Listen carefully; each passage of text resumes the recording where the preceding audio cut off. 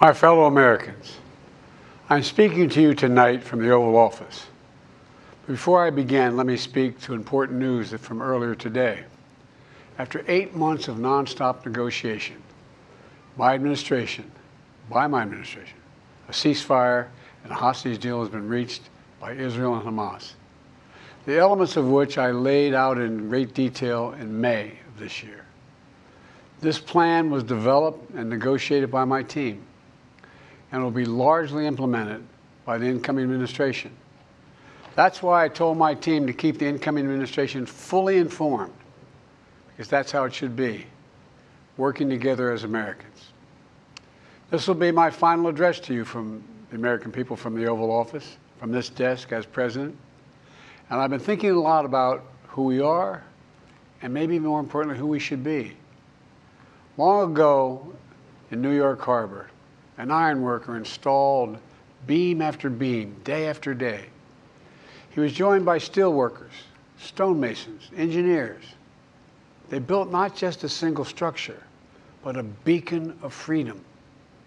The very idea of America was so big, we felt the entire world needed to see. The Statue of Liberty, a gift from France after our Civil War. Like the very idea of America, it was built not by one person, but by many people, from every background and from around the world. Like America, the Statue of Liberty is not standing still. Her foot literally steps forward atop a broken chain of human bondage. She's on the march, and she literally moves. She was built to sway back and forth to withstand the fury of stormy weather, to stand the test of time because storms are always coming. She sways a few inches, but she never falls into the current below. An engineering marvel. The Statue of Liberty is also an enduring symbol of the soul of our nation. A soul shaped by forces that bring us together and by forces that pull us apart. And yet through good times and tough times, we've withstood it all. A nation of pioneers and explorers, of dreamers and doers, of ancestors native to this land, of ancestors who came by force, a nation of immigrants who came to build a better life, a nation holding the torch of the most powerful idea ever in the history of the world, that all of us are created equal, that all of us deserve to be treated with dignity, justice, and fairness, that democracy must defend and be defined and be imposed, moved in every way possible. Our rights, our freedoms, our dreams. But we know the idea of America, our institution, our people, our values that uphold it are constantly being tested. Ongoing debates about power and the exercise of power, but whether we lead by the example of our power or the power of our example, whether we show the courage to stand up to the abuse of power or we yield to it. After 50 years at the center of all of this, I know that believing in the idea of America means respecting the institutions that govern a free society, the presidency, the Congress, the courts, a free and independent press, institutions that are rooted, they just might not reflect the timeless words, but they echo the words of the Declaration of Independence. We hold these truths to be self-evident. Rooted in the timeless words of the Constitution, we the people. Our system of separation of powers, checks and balances. It may not be perfect, but it's maintained our democracy for nearly 250 years, longer than any other nation in history that's ever tried such a bold experiment. In the past 4 years, our democracy has held strong. And every day I've kept my commitment to be president for all Americans through one of the toughest periods in our nation's history. I've had a great partner in Vice President Kamala Harris. It's been the honor of my life to see the resilience of essential workers getting us through a once-in-a-century pandemic, the heroism of service members and first responders keeping us safe, the determination of advocates standing up for our rights and our freedoms, instead of losing their jobs to an economic crisis that we inherited. Millions of Americans now have the dignity of work. Millions of entrepreneurs and companies creating new businesses and industries, hiring American workers, using American products. And together, we've launched a new era of American possibilities. One of the greatest modernizations of infrastructure in our entire history, from new roads, bridges, clean water, affordable high-speed internet for every American. We invented the semiconductor, smaller than the tip of my little finger, and now is bringing those chip factories and those jobs back to America where they belong, creating thousands of jobs. Finally, giving Medicare the power to negotiate lower prescription drug prices for millions of seniors. And finally, doing something to protect our children and our families by passing the most significant gun safety law in 30 years and bringing violent crime to a 50-year low, meeting our sacred obligation to over 1 million veterans so far who are exposed to toxic materials, and to their families, providing medical care and education benefits and more for their families. You know, it will take time to feel the full impact of all we've done together. But the seeds are planted, and they'll grow and they'll bloom for decades to come. At home, we've created nearly 17 million new jobs, more than any other single administration, a single term. More people have health care than ever before. And overseas, we've strengthened NATO. Ukraine is still free. And we pulled ahead of our competition with China, and so much more. I'm so proud of how much we've accomplished together for the American people. And I wish the incoming administration success, because I want America to succeed. That's why I've upheld my duty to ensure a peaceful and orderly transition of power, to ensure we lead by the power of our example. I have no doubt that America is in a position to continue to succeed. That's why my farewell address tonight, I want to warn the country of some things that give me great concern. This is a dangerous and that's the dangerous concentration of power in the hands of a very few ultra-wealthy people. And the dangerous consequences if their abuse of power is left unchecked. Today, an oligarchy is taking shape in America of extreme wealth, power, and influence that literally threatens our entire democracy, our basic rights and freedoms, and a fair shot for everyone to get ahead.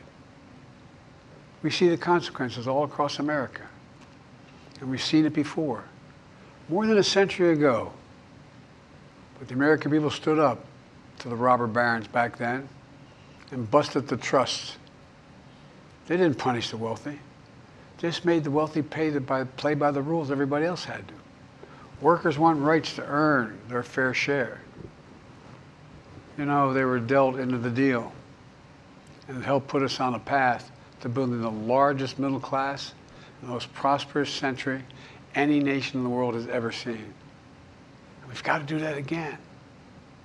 In the last 4 years, that is exactly what we've done. People should be able to make as much as they can, but play by the same rules. Pay their fair share of taxes. So much is at stake. Right now, the existential threat of climate change has never been clearer. Just look across the country, from California to North Carolina. That's why I signed the most significant climate and clean energy law ever in the history of the world, and the rest of the world is trying to model it now. It's working, creating jobs and industries of the future. Now, we've proven we don't have to choose between protecting the environment and growing the economy. We're doing both. The powerful forces want to wield their unchecked influence to eliminate the steps we've taken to tackle the climate crisis, to serve their own interest for power and profit. We must not be bullied into sacrificing the future of our children and our grandchildren. We must keep pushing forward and push faster. There's no time to waste.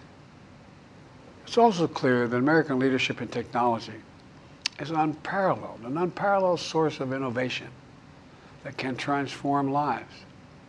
We see the same dangers of the concentration of technology, power, and wealth. You know, his farewell address, President Eisenhower spoke of the dangers of the military-industrial complex. He warned us then about, and I quote, the potential for the disastrous rise of misplaced power, end of quote.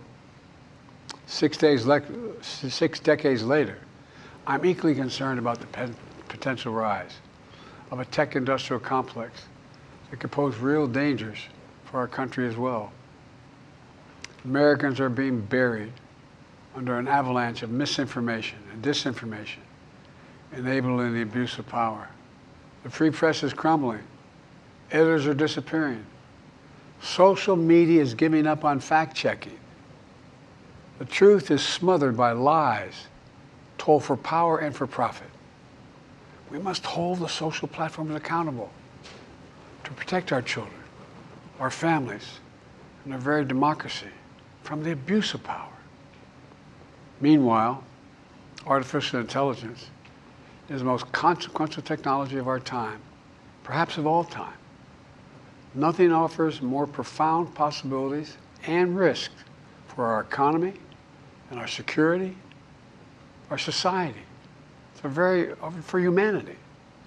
Artificial intelligence even has the potential to help us answer my call to end cancer as we know it. But unless safeguards are in place, AI could spawn new threats to our rights, our way of life, to our privacy, how we work and how we protect our nation. We must make sure AI is safe and trustworthy and good for all humankind. In the age of AI, it's more important than ever that the people must govern. And as the land of liberty, America, not China, must lead the world in the development of AI. You know, in the years ahead, it's going to be up to the president, the presidency, the Congress, the courts, the free press, and the American people to confront these powerful forces.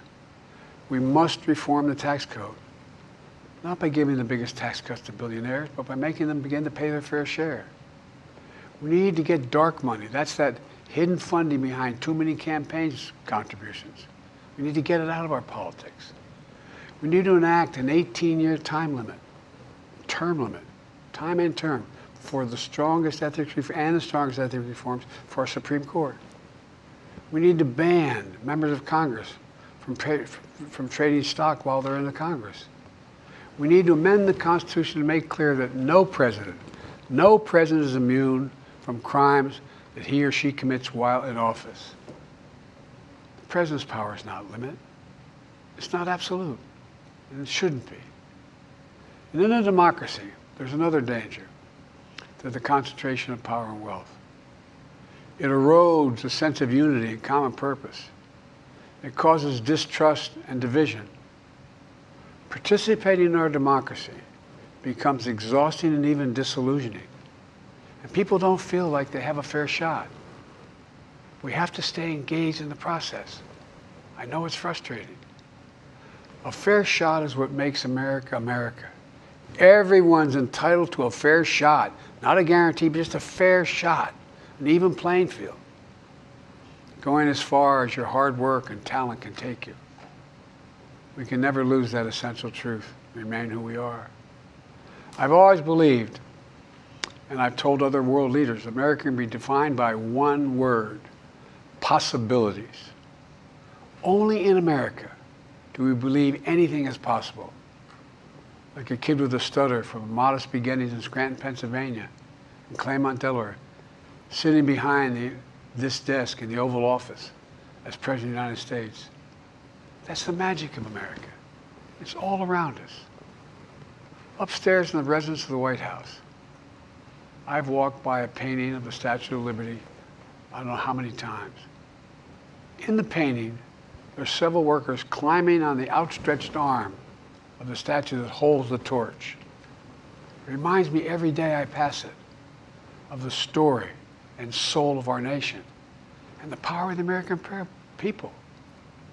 There's a story of a veteran. This is a veteran the son of an immigrant, whose job was to climb that torch and polish the amber panes so rays of light could reach out as far as possible.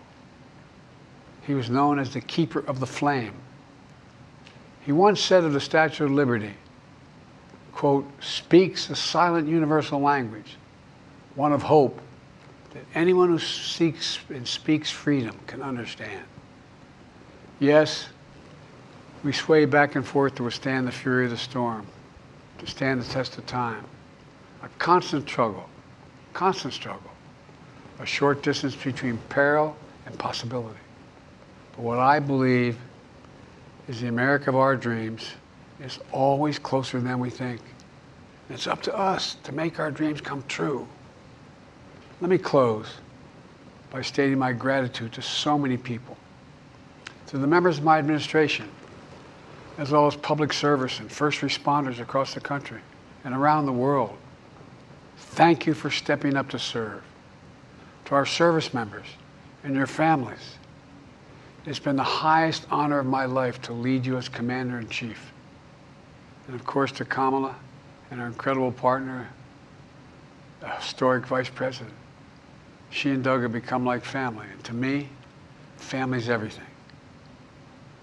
My deepest appreciation to our amazing First Lady who's with me in the Oval today, for our entire family.